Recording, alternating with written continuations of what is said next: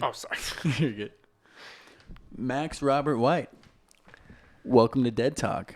Hey, happy to be here. Thanks for having me. Of course. Today's episode is sponsored by Exterior Experience Fence and Deck Company. If you're here in St. Louis, Missouri, and you need a fence or a deck, please call 314-828-0259. Max Robert White. Hey, well, starting it off, a nice Welcome to Dead Talk. Dude, happy to be here. This is episode 1, where we discuss one Dead song from the giant catalog they have and diagnose it. So I'm really happy to be here. Let's start with the facts. Today we're going to focus on Althea. Okay. And so Althea was released April 28th, 1980 on the album Go to Heaven. It was the third track. It's in the key of A and in 215. The first time the Dead played it was at the Stanley Theater on December 1st in 1979. They played it a year before. Those folks heard it about 5 months before the album came out. I wonder if it was a single. I didn't do my research. I don't think it was. And then the last time they performed it was actually their last show at Soldier Field in Chicago on July 8th in 1995. Nice. I love that we started the episode with a silent, closed-eye listen of the studio version. That really helped me get into the mode of this. And anyone listening, I highly recommend they pause and do a solid and just give a good listen to the song. Get in the mode of Althea. And all it is, because honestly, you can sit there on the Google all you want, but there's a lot there that you could just dissect just from listening to it. And that's what we've all been doing independently. I feel like, within our listening, that's why I'm excited to explore this podcast with you and with guests that we have on here and really get into what resonates with each of us and what connects us all to this kind of unique style of music.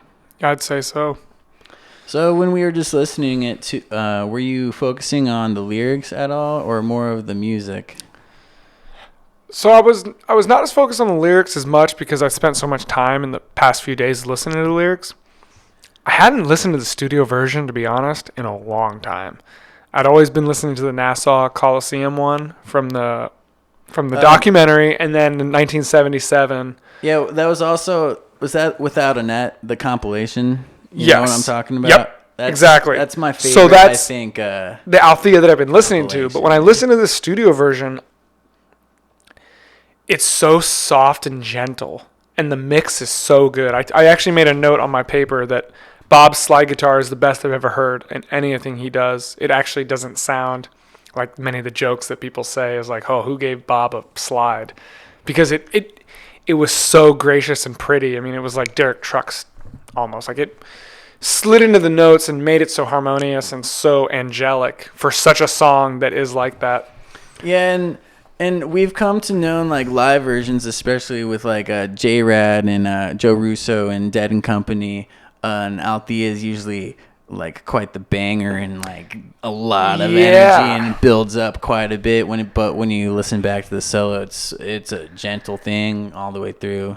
I noticed in this one that in the studio version that the rhythm guitar, the main guitar that's driving the song, is not exactly optimistic, and it's kind of sad. It's almost somber. It's like not really a happy song, but Jerry's guitar soloing over it keeps you moving through the song and gives you hope that there's something better, that there's another solo, exactly, because each solo gets a little bit more loud and happy and takes you somewhere special. Live versions, yeah. But overall, I think it's a really sad song in the studio. Like lyrically? Both.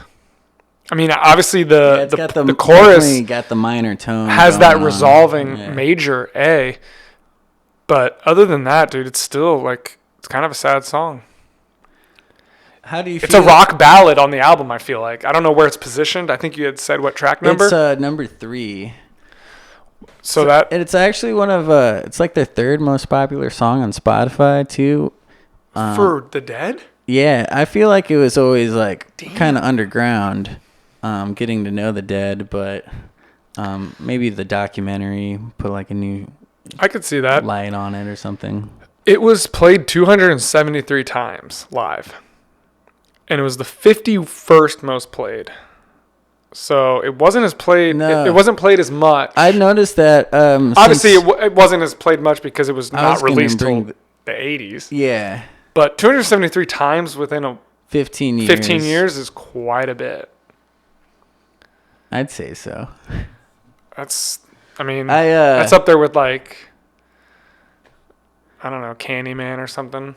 Yeah. I wonder what the ratio of, like, how often they played in the 15 years, though, in, like, the prior years. Because, I don't know. Because I was looking through Spotify and Apple Music and stuff, and it definitely didn't have as much content on Althea as one might think. Yeah. For it being one, like, I guess the 4th most popular song on there.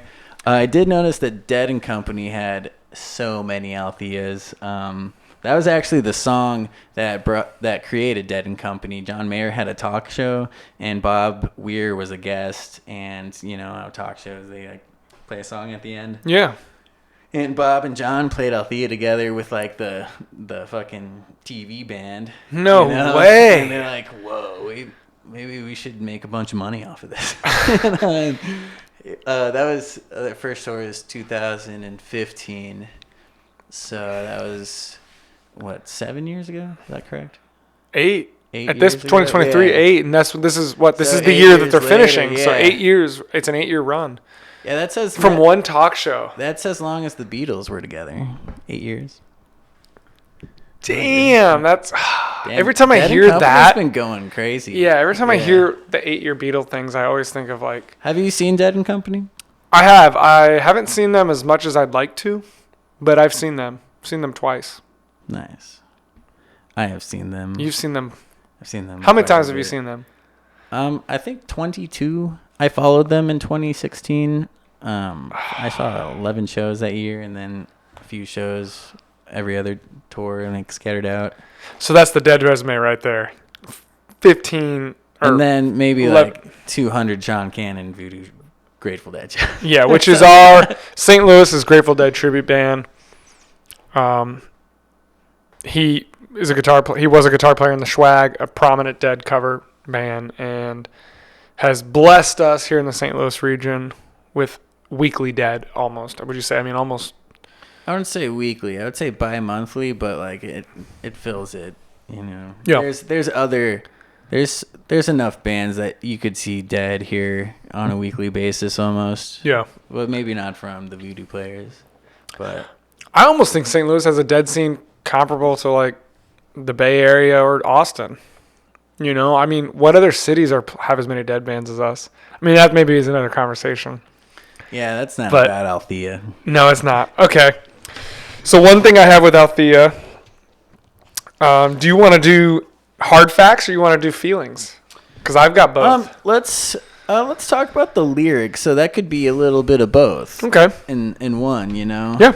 So I guess let's start with the name. I guess like factually it refers back to like a Greek goddess. Yeah. Of healing and birth, yeah. Or a rebirth. Healer. Which sets the tone for so much more of a conversation. When I first heard it, I always just thought it was about some hot girl named Althea. You know? Totally. That's why I liked it. I was like, ooh, it's a sexy song about some sexy girl with a sexy name. Yeah, when you first hear it, you're like, oh, this is a girl that Jerry's chasing. That's what I thought. Because you hear that one line, and you're like, oh, now I'm trying to catch her. And I always thought that was Jerry chasing a girl. Yeah, but that was right after I was born to be a bachelor. Right. Yeah. Which I actually have that lyric highlighted, so I do want to talk about that. Kind of like the complex of the song is what I'm kind of getting, I think, out of it from my own personal interpretation. Yeah. I've seen and heard other like dead lore, and people can post whatever they want on the internet and say it's true. I wasn't there. I don't like Jerry wasn't even there. I don't think for the lyrics. No, that's why Robert had to write them, because he was like, dude, you might need these lyrics. Like, there's something in here that you might need to take away from it. Yeah, so speaking of dead lore and the lyrics of this, I've heard that like Robert kind of wrote it about Jerry's addiction and hoping that he would realize that it was kind of like about him battling with some sort of addiction, and that he was, he was like losing friends and stuff over it, and like really. Yeah, that's like the consensus for sure on the dead lore.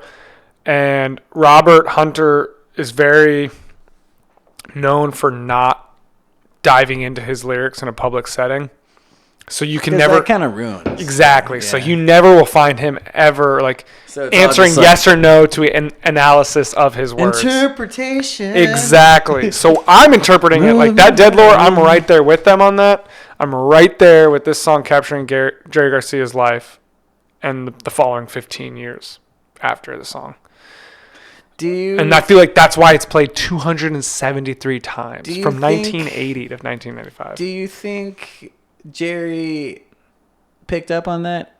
Say that is true. Say that dead lore is about Robert Hunter is true, that he wrote it for Jerry about himself and his addiction and wanting him to get better. And it's like, do you think Jerry picked up on that? Obviously not, I guess. But like, he might have, because there's a certain lyric that he swapped the you and me with Robert Hunter. Robert wrote it a certain way, and he flopped the you and me. I think it's the can't talk to you without talking to me. And then he said, Hunter wrote can't talk to me without talking to you. And that right there is like, okay, this is a side tangent where there's indications that Althea is actually your conscious. And Althea is not a woman. It's actually your own mind. And there's a few stanzas where it almost sounds like you're talking to yourself. Well, and he said, can't talk to you without talking to me.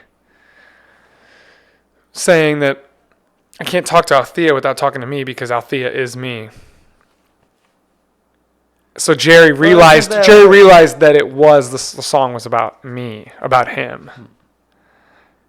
That one's a little out there. It's dead lore. That's dead lore. That's some deep dead lore. Yeah, that's like, I in the family setting, I feel like that's the caring way to care about someone's addiction and like watch them closely, if that's what he felt like was gonna speak to him. Yeah, with the whole metaphor thing, and it's not even like when you really read the first verse, there's no metaphor at all. Like, it was, I told Althea I was feeling lost, lacking in some direction. So Althea could be that higher power, could be that self-conscious. Althea told me upon scrutiny that my back might need protection, like a self-confronting kind of situation. So situation. Althea told me to better cool down, boys, settle back, easy, Jim. And we see and this is some dead lore. Jim isn't often referred to as a male, as a person, and Jim could be referred to as yourself. And in the book that we have on like Grateful Dead lyrics, they talk about Jim from Miles Davis speaking. What's the book and who's about? The book is, I don't even know. Let's do a quick drop. Yeah. So this is on Amazon. The complete annotated Grateful Dead lyrics, and it is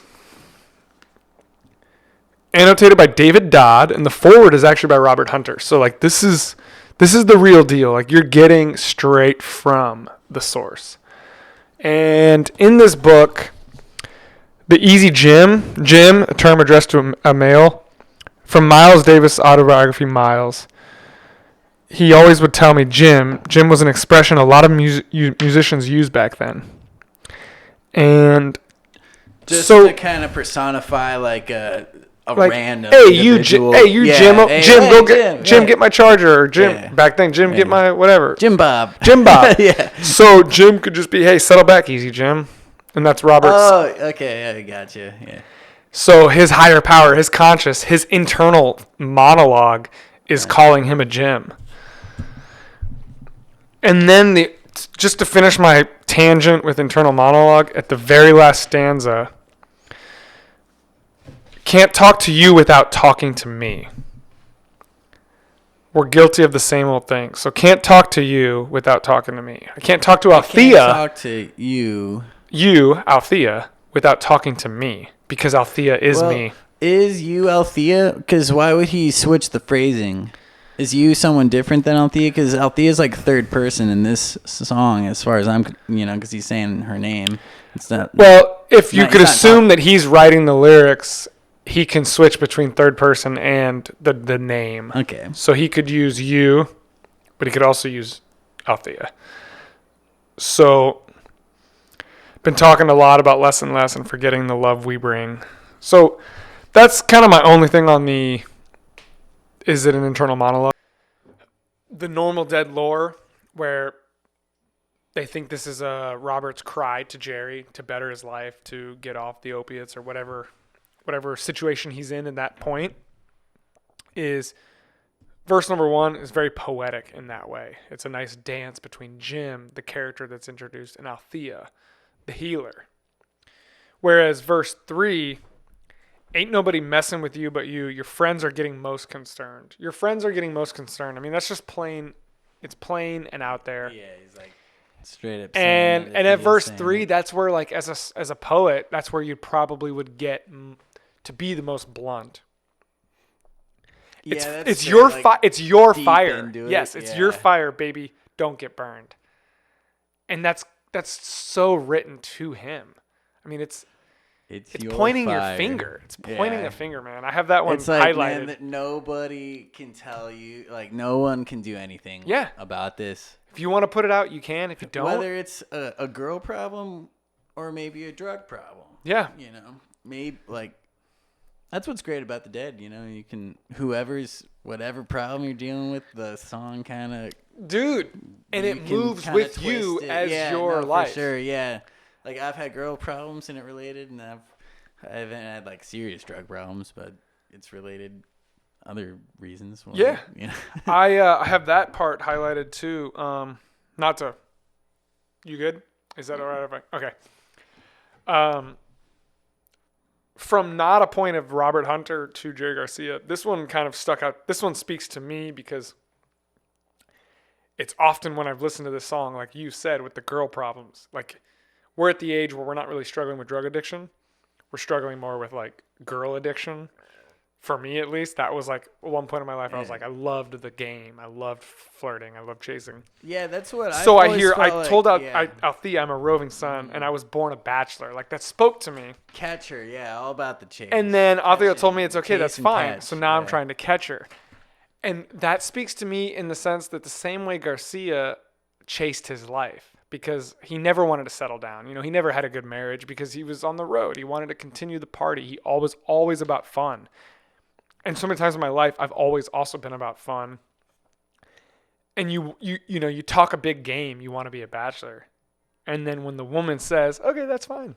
And you're like, oh, wait. And you're like, no. And literally now I'm trying to catch her. So that song, that lyric, that stanza was my fucking anthem, dude, in this song. From a personal standpoint.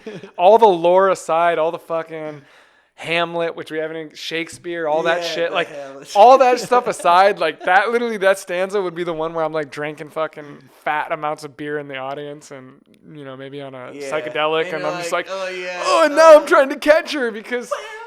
you think you don't want to love her, and but you do. You're a free rambling man, and I'm a free spirit. But I just fucking dude, I love that. Enough. I love that lyric, man. I'm glad that we are on that with.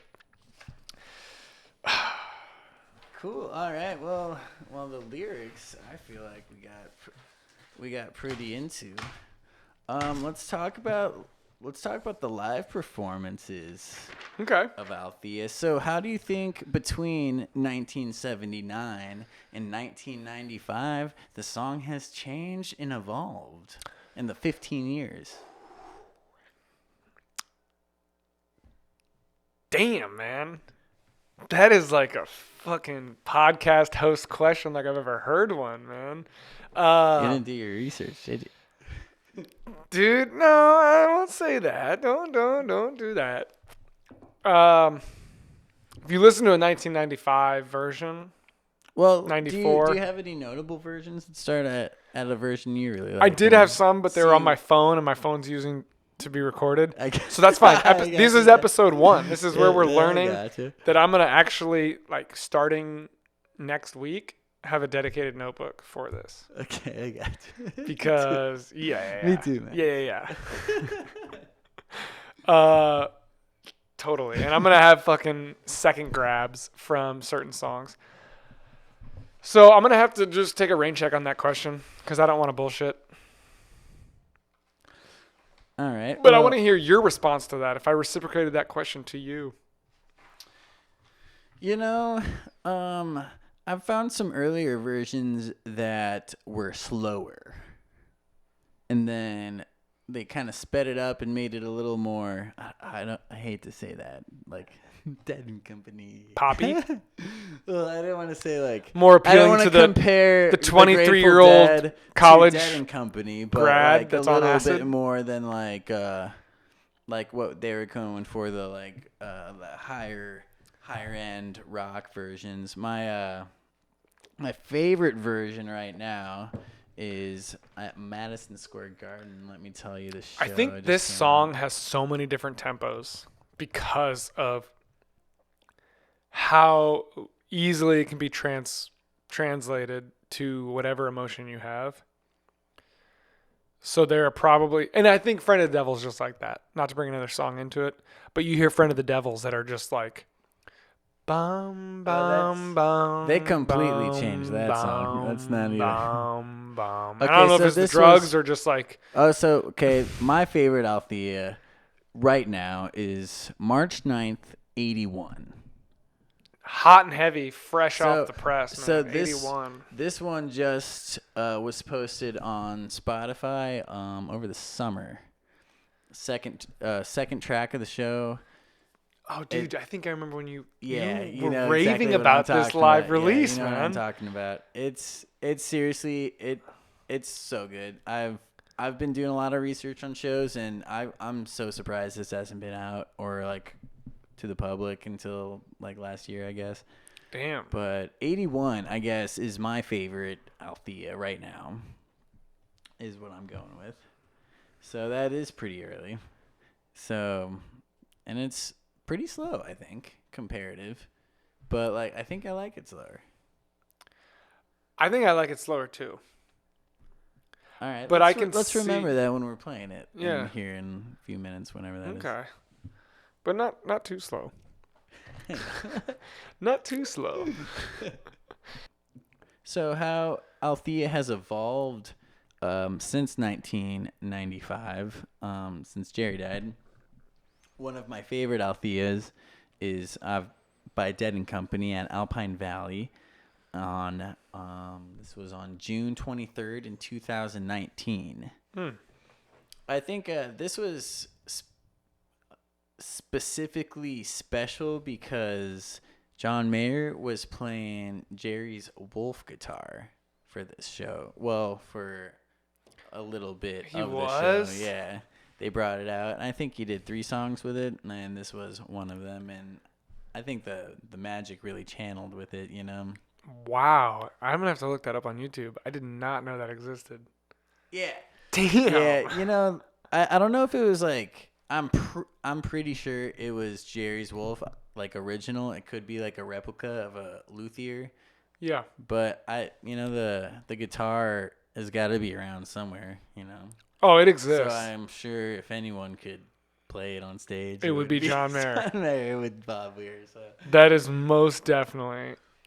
And another one, just not to keep it strictly Grateful Dead and Dead and Company, because I'd like to keep this podcast focusing on, from the beginning up until current, because there are new, younger Deadheads emerging, and we still have to include them and us who are kind of losing the Grateful Deads and Dead and Companies, and there's the J-Rads or Joe Russo's Almost Deads. Yeah. Who want to keep it going. Because it's timeless music, It is, and I could almost see like our generation to be in that position as like the torch is being passed to us, and that torch is being passed now. I mean, really, Bob and them. If this is truly their last Dead and Co. Is there going to be a farewell tour from a Farewell Tool? Of course there is. Well, as long as they're alive, there's going to be something. What I'm kind of thinking is what's going to happen is this is like the last Dead and Company tour.